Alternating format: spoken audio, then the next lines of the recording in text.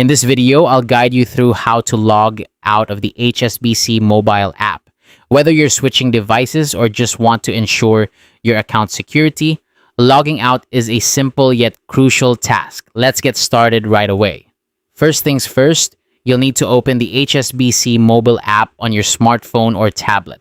If you haven't already logged in, go ahead and enter your credentials to access your account. Once you've successfully logged in, you'll find yourself on the home screen, which is your dashboard for managing all your banking needs. Now, from the home screen, direct your attention to the top corner where you'll see your profile icon. This icon is your gateway to a range of personal settings and options. Give it a tap, and you'll be taken to your profile settings.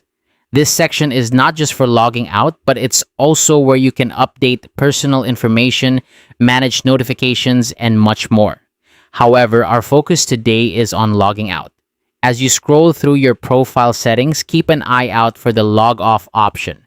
It's usually towards the bottom, so don't worry if you don't see it right away. Once you find it, go ahead and tap on it. This step is crucial to ensure that your account session is terminated, protecting your personal information from unauthorized access. Now, in some cases, the app might prompt you to confirm your decision to log off. This is just an extra layer of security to prevent accidental logouts. If you see this prompt, simply confirm your choice, and the app will immediately log you out of your account. And there you have it. You've successfully logged out of the HSBC mobile app. It's a straightforward process, but an important one to remember for when you're done managing your finances on the go. By logging out, you're taking a proactive step in safeguarding your financial data. Thank you for watching. I hope this guide was helpful. If you have any other questions or need further assistance, feel free to reach out or check out our other tutorials for more tips and tricks on managing your mobile banking.